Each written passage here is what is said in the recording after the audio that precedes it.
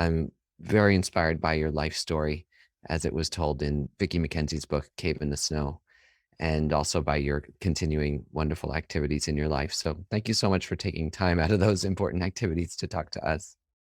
I thought I would just start out by asking you what's important to you in your daily life right now at the Abbey as you're mentoring young women who've committed to a Buddhist path. Well, basically, just making sure that our nuns here receive the right kind of education, especially a good Dharma education. They're all studying philosophy. Along with the study, also, we emphasize practice because so often, especially in the Tibetan system, either you do study or you do ritual, or for the few, you do meditation practice, but you don't combine all three, not all at one time. And so, what is different in our nunnery of Dodjigutseling is that the nuns not only do a full study program, including debate, but they also do retreat practices and they also do ritual, and they're quite ritual masters at this point. So my feeling is for all of them to gain that kind of confidence, that inner confidence, which normally nuns lacked because of being so overlooked. Now, in these times when nuns are not overlooked, where they are very much encouraged to gain that inner sense of good self-esteem, they need to be competent in all areas. They practice meditation, they also study, and they also perform rituals. So that's what I try to keep going during our times throughout the year. From the tradition I'm most familiar with too, the Gelugpa, it seems that sometimes in the monasteries and the abbeys, you'll study for even a decade before you start much meditation. Is that the case? And how have you changed that? And how's it working? Well, I mean, as I say, I'm always saying to the nuns, it's not enough to have it all up in your head. You've got to bring it down into your heart. You've got to become what you're studying. And so every day they do some shamatha practice as well as doing rituals, 2 hours of ritual every day. But also every year they do 2 months of silent retreat. Mm. So if you can imagine 100 nuns all keeping complete silence, and they're very strict for 2 months, they immerse themselves in their practice because I think it's very important that they should gain actual experience from their own practice rather than merely just trumpeting out what they've studied and been taught. They love it. And it, of course, engages a whole different parts of the brain as well as anything else to actually do some practice apart from just intellectual endeavors. This is what we try to do. And also, we have a long term retreat center. We have about 10 nuns now in long term retreat. The majority of them have done at least nearly 12 years retreat now. Mm. And they are training to become yoginis, trained by the yogis in our monastery. So there's also that section, which is very much respected by all the other nuns. For people who are less familiar with retreat and the benefits of retreat, could you talk a little bit about what that does to your mind and what the benefits are? Well, the whole point is to give an opportunity to become completely immersed in one's practice with a minimum of external distractions. This is one of the reasons why one keeps silent, because outer silence helps to reflect an inner silence and you're not disturbing other people by your chatter. Especially, I mean, the Tibetan practice requires a lot of time. So what we try to do is to allow them the whole day and much of the night, we just spent in immersing the whole mind and heart in one's practice. So one becomes the practice Mm. and without having to piecemeal it out, to just sections, you become one, you're swimming in an ocean of practice. It helps very much with inner transformation. To go beyond the duality between the practitioner and the practice. One tries at this point to give the opportunity for that to happen. That's the most we can do. I have to say that the nuns themselves really take it very seriously. And I'm really impressed because many of them are really quite still young, teenagers, and yet they completely dive into the practice. And of course, with a group of them together, all practicing, that also gives a special energy, which is why it's good, especially at the beginning, to do group retreats, that kind of special energy from all those around you also. Yeah. What's the ethnic and cultural makeup of the nuns there in the abbey? Are there Westerners and Indians and Europeans, Tibetans? They're Himalayans. There are some Tibetans. We have about 120 nuns, and maybe 15 of them are Tibetans. But nowadays, people are not coming from Tibet anymore. The borders are closed. So no newcomers are coming from Tibet. The majority, the vast majority, are made up of girls coming from the Himalayan regions. Politically, geographically, they're India, but culturally, spiritually, they're Tibetan, like Ladakh, Arunachal Pradesh on the other side. Also, we have quite a few Bhutanese, Nepalese, and so forth. So they're all from the Himalayan regions. There's no Western nuns. The lingua franca is Tibetan. They all speak fluent Tibetan. And can you talk about what motivates a young woman to become a nun today? Well, I was speaking with the nuns yesterday. One of the things I always ask when you first come is, why do you want to be a nun? Often they kind of go, "Ooh," you know, but then some of them say, I want to be happy. Some of them say, oh, I look at my mother, my aunts, older sisters. I thought, no, I don't want that life. I want to do something meaningful with my life. And so I want to study Dharma and in that way benefit beings. And one said that when she was with nuns, she felt happy. So she thought if she became a nun, that would make other people happy. Their reasonings are fairly simple, but then they come when they're quite young. But there are some cultures where, as with the Catholic culture, to be a nun or a monk is quite normal. It's not anything strange. Some of them, their families didn't want them to be nuns. And they said, well, finish your education. Then, if you still want to be a nun, okay. Occasionally, especially with the Tibetans, they ran away from home to enter a nunnery. But generally, the parents bring them along and they're happy to, because nowadays nuns have a status which they never had before. Now, the nunneries, not just our nunnery, but all nunneries now mostly offer a good educational program. And the whole idea of what a nun can do has really transformed in the last 20 or so years. Mhm. And So it's a good life option for these girls. and you've been an important part of making this a greater option for women today. Well, it's happening everywhere. I mean, and not just in the Tibetan circles, but also in Theravada Buddhism and elsewhere. That there's a real education is the key. And once the nuns become educated, they begin to think for themselves. They begin to get a sense of self worth. They stop praying just to be reborn as a male so that they can get on with it. They recognize that even in female form, there's nothing that they cannot do if they're given the opportunity. So things have really changed a lot in the last 20 and 30 years, which is good for all Buddhism, not just for the women. Yeah. What you've just said reminds me of the famous quote that's inspired a lot of women, that you've said you've made a vow to attain enlightenment in the female form, no matter how many lifetimes it takes. Can you talk a little bit about why you made that vow?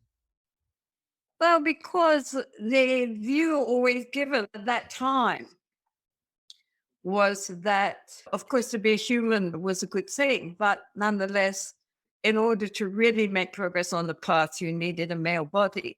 And in many ways, that was true because it was to the males that all the opportunities were given for education and for deeper practices and attention, just noticing that you're there. So, therefore, there are so many male teachers And even today, if you say in Tibetan Buddhism, what about the female teachers? Dishi Sogyal, Machik Labdran, Chumu Memo. If you can do one hand, you're already ahead of the game. Whereas the male teachers are like stars in the sky. So therefore, it seemed obvious that there was already more than enough males out there. What we needed was to travel the path as a female and as many females as possible out there, showing that there's really no difference. Buddha nature is not male or female. Women are absolutely as capable of realizing the paths as the males. And the only way to do that is to be a female and realize the paths. So it seemed obvious. I mean, if there ever comes a time when the females are the most strong and the males have dwindled, then they come back as a male. Then you'll already be enlightened if you keep your vow. Ultimately, there's no difference. We all know that. But on a relative plane in which we live, there has always been a big difference. Yeah. And that is why it's necessary to promote the feminine. Particularly in Buddhism, I think when people like myself first hear about sexism in Buddhism, you really scratch your head because the religion is founded on this idea that we are loving all beings and compassion for all beings are equal in their capacity for enlightenment, and our attitude to all beings should be equal. So, how can that attitude coexist with sexism? Well, I mean, right from the time of the Buddha, there was already a problem. And the nuns' Vinaya, the monastic code, was already very much slanted in the direction of making nuns subordinate to the monks. And I think that as time went on, that division grew because if the monks were given the opportunities and the education and the nuns were denied it, then naturally the divide would come. Plus, I think it's not just on the male side. Females are just as guilty. If you have a group of monks and a group of nuns and you only have limited resources, who will you sponsor? A woman will sponsor the monks. Even in America, this is true today. The monasteries are much better supported than the nunneries. And who is supporting them? Mostly women, right? So it's not just that the men have taken all the glory. It's also they have been very much encouraged in that by their female supporters. And social conditions being what they are in all these countries, not just in Asia, but in the West, the same. Women had their own role to play, but it was a subordinate role to the males. For example, in my mother's time, and that's not going back to Queen Victoria, women could be nurses. They didn't become doctors. They didn't become lawyers, architects, and so forth. Very few. Compared with that was considered a good role for the males. So it's not just back with Asia, it's a global phenomena that women in general played a much more subordinate role in society and likewise in Buddhist society. So now, when there is much more equal education, especially in Asia as well as in the West, then nuns likewise coming up. So, if we want to help the cause, it sounds like maybe you'd suggest giving to and supporting the abbeys. Because the nuns struggle. Savasli Abbey, which is excellently run by the Venerable Children, has been really very successful because the whole program is so excellent there. But nonetheless, compared with the monasteries, it's much less well known and well endowed than a monastic center for males would be. And also for the Theravada nuns in America, they struggle for support compared with the monasteries, the Theravada forest monasteries, which are really quite affluent. So I'm not complaining about that. That's just the way things are. It's always been that way. And as I say, women themselves have contributed to the situation. But it is very good if people do recognize that the nuns everywhere do need support. And Yeah. they are very ethical, they are very focused, very intelligent, very devoted. It's not like they're stupid or lazy or in any way just faking it. So it would be good to encourage them with your gratitude and support just for the life they're leading, which is often very renounced in the midst of even Western affluence. That sense of joy in renunciation, joy in contentment with little. In a society which is so saturated with the idea that more is best and pleasure is equals happiness and sex is essential because otherwise you go all weird. They show that's complete nonsense. It's the other way around. Oh, I think you're absolutely right about that. It's actually one of the things that really greatly inspired me when I got into Buddhism here in San Francisco at Sei Chen. There were, 3 or 4 nuns, and really did immediately feel that the purity and the strength and the devotion I practiced, and became very close friends. I really learned the Dharma, more from the nuns even than the geshe because they're Mhm. accessible and present all the time and leading the meditations. That's the other thing too. You can approach them. And as you say, I mean, the geishas and the lamas are there, but it's much more difficult as a cultural divide. And especially also because nowadays, the majority of practitioners are females. And if they have any problems, who can they go to? You can't tell the geshe all your problems, but you can talk to the nuns because they've probably been through it themselves and they can give you some good down to earth advice on how to deal with life.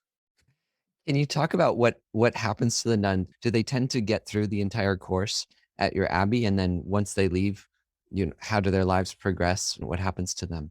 Well, this is a nunnery.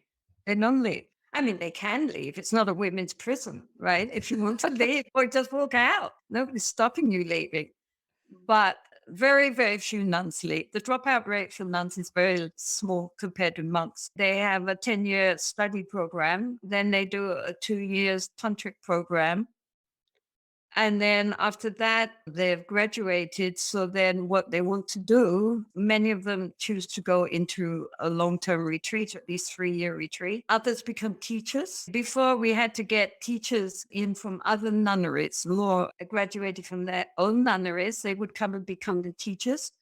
Now they are leaving, going back to their own nunneries, and our nuns are becoming the teachers. So our nuns are teaching the other nuns, and then we also, not now because we're in lockdown, but normally we have a guest house, we have a cafe, we have a medical center, and various other different things for nuns to work at. And also, there are various roles within the nunnery, like disciplinarians, storekeepers, and so forth, which rotate every year. And then the senior nuns take those roles. I mean, it is a nunnery, it's not just a study center. And that's very good news because there is a crisis among some of the monasteries where the boys, they come more for the education and leave at age 16, 17, and they're having trouble filling the ranks and completing the programs, right? It's a big problem in all the monasteries. But I think for the nuns, I mean, with all respect, you're a teenage boy. Then you think, okay, now what? If I leave, then I can get some kind of job, make some money, find some nice girl. She'll keep me warm at night. She'll do the cooking and cleaning. It sounds pretty good. Why not? But the girl has to think, if I need the nunnery, then I have to get a job or do field work. Then I have to get married. Then I have to do the cooking and the cleaning, the baby every year. And oh, I think I'll stay where I am. So she has much more fun in the nunneries. Tibetan nunneries are great fun. The nuns are always laughing and very cheerful, and they actually enjoy themselves as well as dedicating themselves to study and practice. But they do it, there's a lot of laughter there, a lot of joy. In all nunneries, not just our nunnery, the fallout rate for nuns is much less than the fallout rate nowadays for monks. Mm. Because also the nowadays, all in the monasteries, iPhones and you're on the internet and so forth. So their minds are very distracted. And they have all this interconnection with what's going on out there, which if you don't know what's really going on out there, people report that they see, even during pujas, that the monks under the table are playing around with their iPhones. And in classes also, the teachers complain in the monasteries. But for example, in our nunnery, although many of their parents give them iPhones to contact them, we have a rule that during the week, they give their iPhones to the disciplinarian and then they get them back on Sunday. So on Sunday, they can contact their friends and their family if they want to. But the rest of the week, they don't have them. And that way, they don't get distracted. I mean, you have to think, what would the Buddha have done? The fact there's no rule about it doesn't mean that we can't make a rule. The Buddha would have taken your iPhone away. He would have said, no, monks, I think maybe iPhone's not a good idea because it's a distraction, because it becomes an addiction. Yeah, yeah. And that's going in the opposite direction to where the monk's mind is supposed to be going. There needs to be some understanding about what being a monk is all about. Mhm, mhm. You started at a really difficult time for women in Buddhism and faced a lot of extreme sexism, even being deprived of access to the teachings you came to study in the monastery. How have things improved and what still needs to be improved for women in Buddhism? Well, I mean, certainly in the nunneries, as I say, things have improved beyond thought, really. I think what happened with two things was one, that Western nuns like the children and Kamalekshasommo, Ambassador, etc., they went to India, they were studying at the School of Dialectics, and they were learning debate and so forth. And the nuns who had been told, the Tibetan nuns who had been told that nuns can't debate, that women couldn't debate because we don't have that kind of mind and we're not aggressive enough. They said, how come you are debating and we cannot? And they said to them, you can. And then they got senior students to start teaching the nuns. So that was one side of it, that the nuns began to get confidence that they could debate. And at the same time, in the secular world, in the Tibetan school system, the girls were doing extremely well and often going to college and so forth, showing that women were perfectly intelligent, even though in Vajrayana, wisdom is female, Mhm. but they didn't quite catch on to that bit. But now the girls were showing that they were totally intelligent. Therefore, the question was, if in the secular world women show their intelligence, how come it's not happening in the monasteries?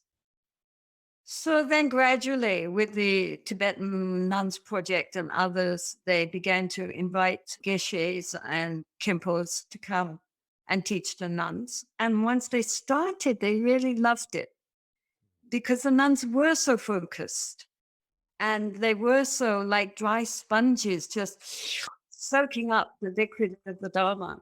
So they became very enthusiastic. So once they recognized that it could happen, of course, it just took off. You couldn't stop it anymore. And now, of course, there are female geshes, there are kenmos, and so forth. And now more and more nuns are teaching nuns. Once you get that education, you also get the confidence to recognize your own intelligence is there, but you're not inferior. People are not teaching you because you're stupid, Mm.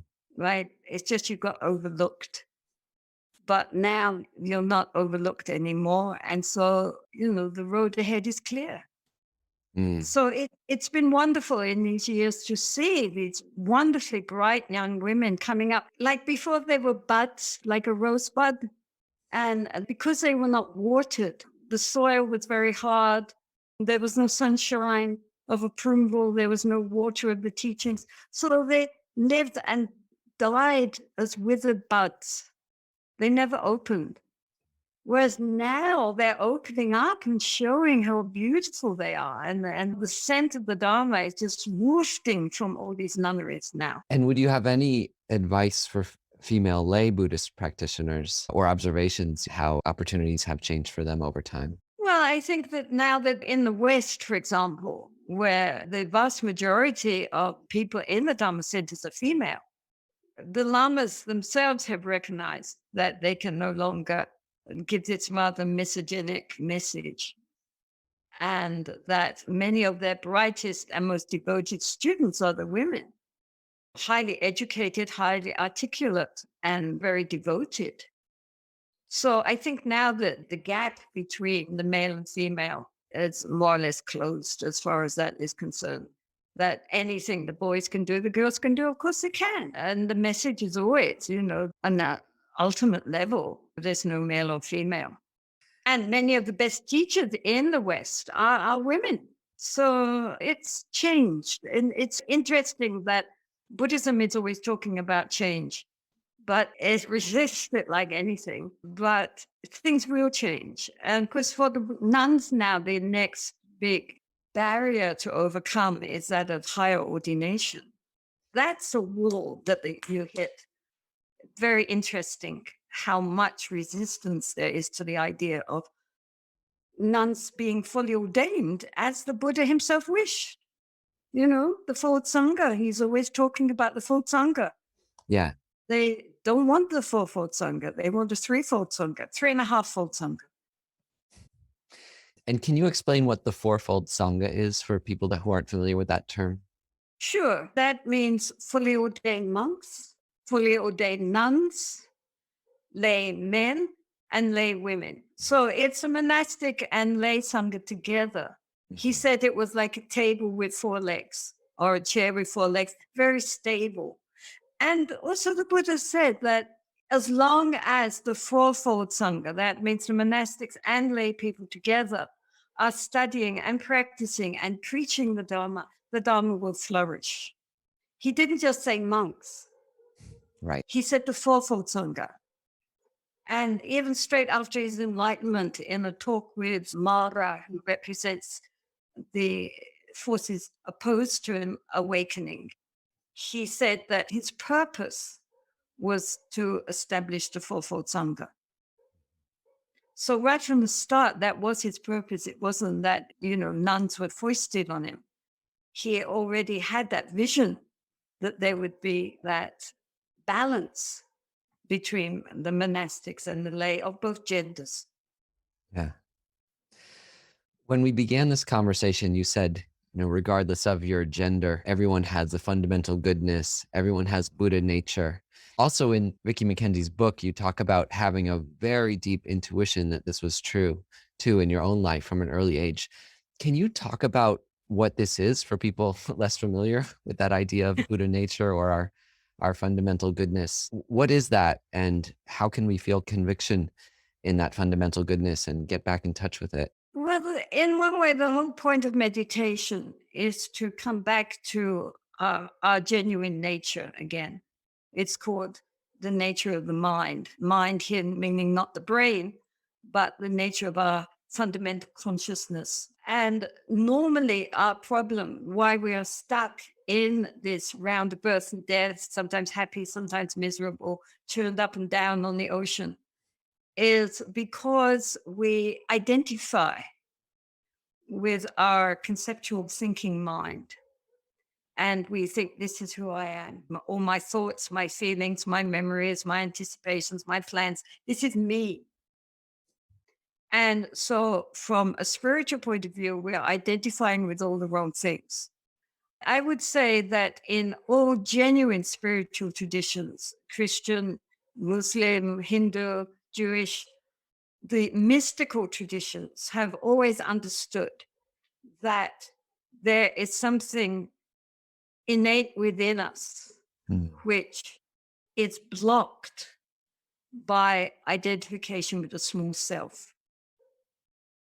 What we need to do is to dissolve that small self, to open up to a whole different level of consciousness, which is our true nature, who we really are. And that is sometimes described as being like the sky, like space, because you can't see it, you can't touch it, you can't taste it, but it's all pervading. And our problem is that we just see the clouds. we are identifying with the clouds. When we look at our mind, we see the clouds, but we don't see the sky. And so, what we need is to come back to that basic essential nature, which is a non dual consciousness.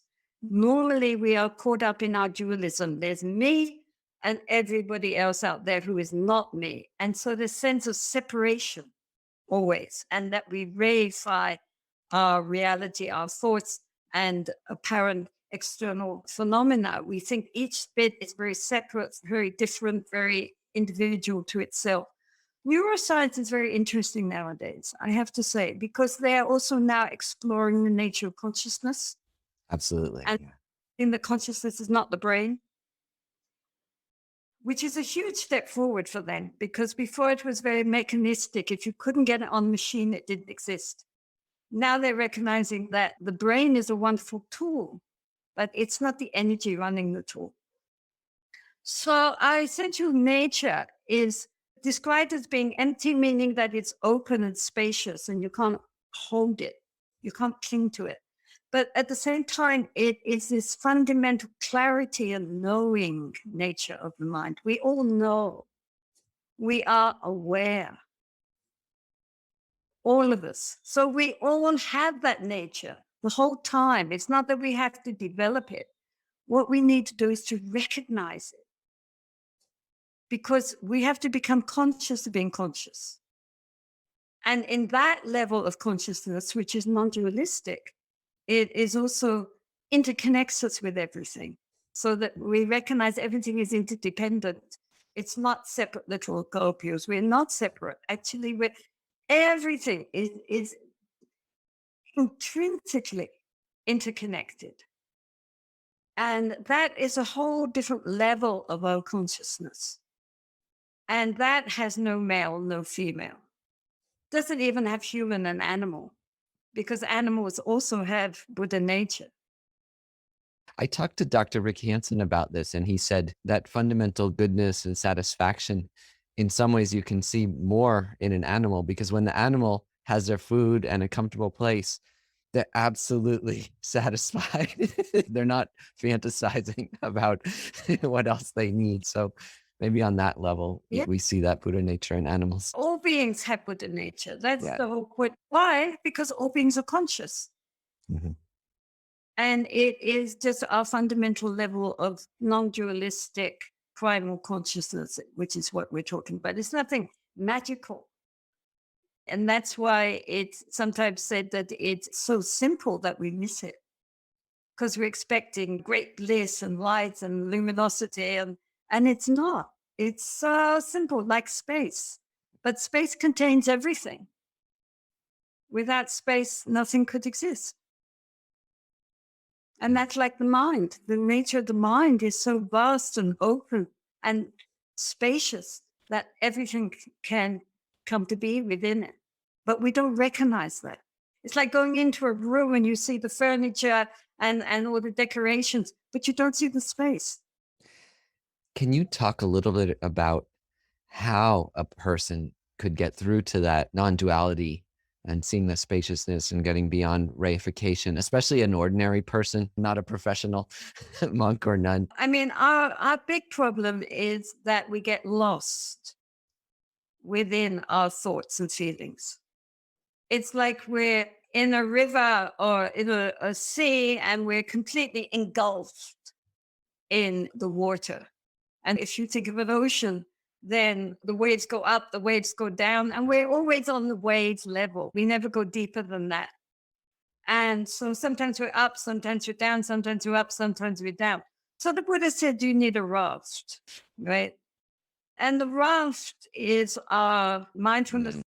But mindfulness just means being aware and having a sense of presence and knowing. Instead of getting lost and distracted, we become more conscious. And anybody can do this in 1 second.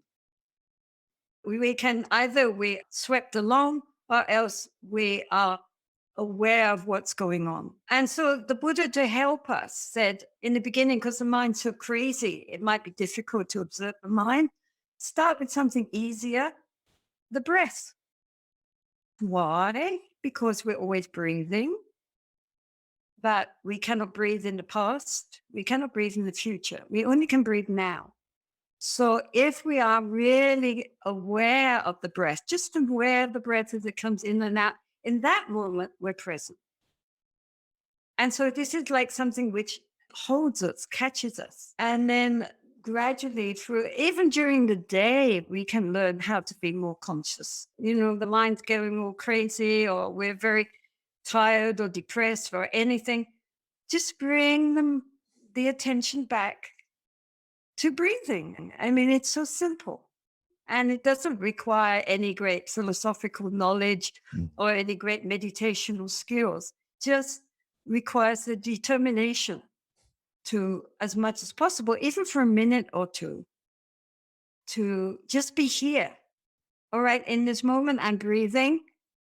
Then what's going on in the mind? What are the feelings? Where do these emotions feel in the body? What is the body feeling in this moment? And then gradually making the awareness wider. What sounds, what sensations, what's happening outside as well as what's happening inside. Anybody can do that.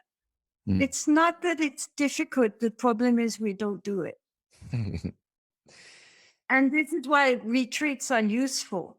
Yeah. They give the discipline and the guidance for helping people to experience, taste that they can do this. Yes, I actually, I also can meditate. They get infused. Mhm.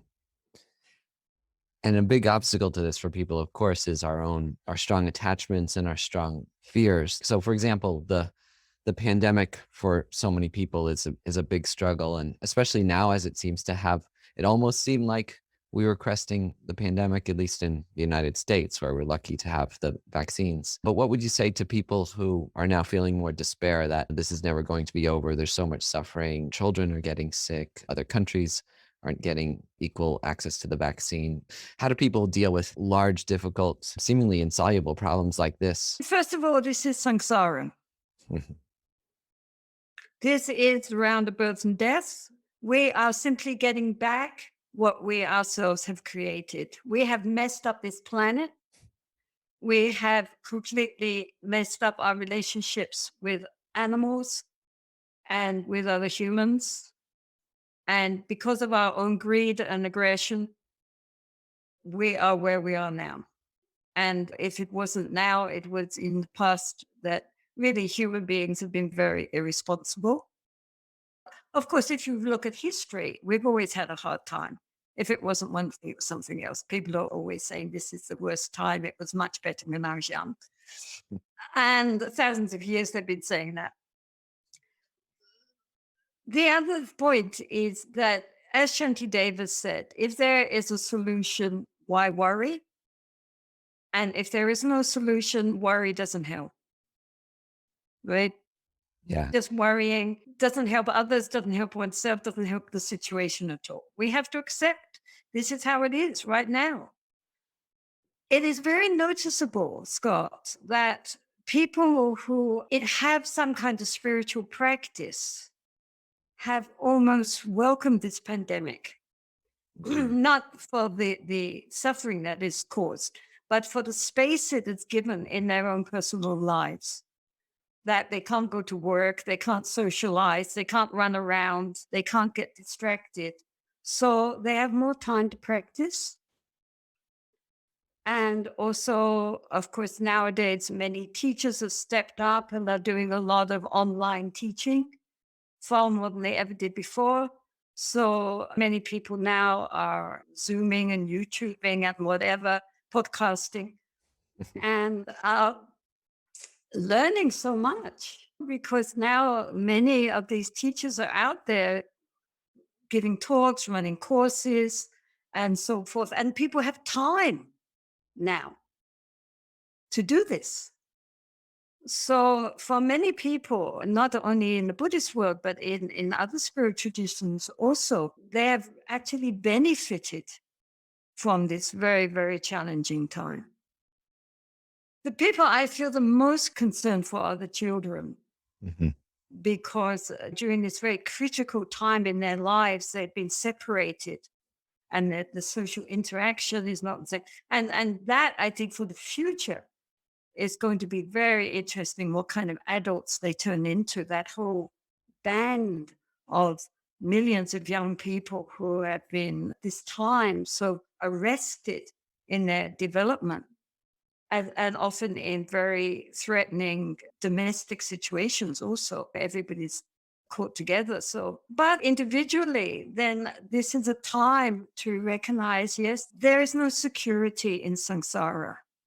We think we've got it all tapped out nicely. I've got everything worked out. I'm going to do this and that's going to happen. Then this, and now it's all blown away, and we have to see that the only genuine refuge is within ourselves because happiness and security are not out there and they never have been. We fool ourselves. It's not like that. But inwardly, if we genuinely cultivate an inner practice, that is a refuge, no matter what is happening outside. We have our own inner security.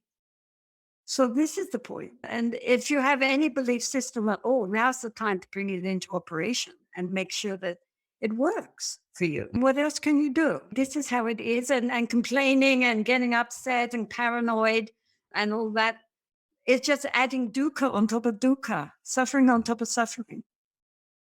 The Buddha said that there are two kinds of suffering. There's physical suffering, there's mental suffering. Physical suffering, you're going to have to experience because that's the nature of the physical. But mental suffering, that's a choice. We can choose to be depressed and upset and paranoid because of the external, or we can choose not to be. That's up to us. Even in the most awful situations, for example, when, many monks and lamas were imprisoned during the Cultural Revolution, and apart from the prison circumstances under the Chinese communists, also many of them were interrogated and tortured for years and years. They were in prison with no fault of their own. They had never done any crime, but they were in prison because of their view. 20, 30 years. And by right, they should have come out either broken or completely bitter and angry and justifiably. But so many of them came out just blissful, so much love, so much compassion, and saying how grateful they were for that situation because it taught them what genuine compassion really means, which they couldn't have learned if they just, life was very pleasant and nice and they were just sailing along. When you're with a challenge, that's when we show our strength or not, isn't it? Yeah. You've kindly agreed to lead a meditation for us, which we'll play in the next episode for people listening. Can you talk a little bit about what that meditation is right now? Or we can leave it a surprise and just have you Yes, guide it. the essence of practice, Mhm. meditation practice, is to cultivate awareness. Mm, And I think that this is the crux of the whole thing is that we are not aware, mm, that we are endlessly distracted. And non-distraction is the essence of the path. So the meditation will just be on just a few little stages on how to cultivate our inner awareness. Because it's not just when you are on the meditation seat, but throughout the day, as much as we can remember, to bring ourselves back into the present. mm. And the good thing with this is that it doesn't have anything per se to do with our religious beliefs. It's nothing to do with whether you believe in Buddhism or Christianity or anything. It's just to do with how to learn to be present and how to learn to be kind. Because along with that awareness, it should be a loving awareness, not just I am being very mindful, but with an open heart to recognize that everyone we meet would rather feel okay than not feel okay, whoever they are and how difficult they are. In their heart, they would like to feel good, that life wouldn't be difficult for them.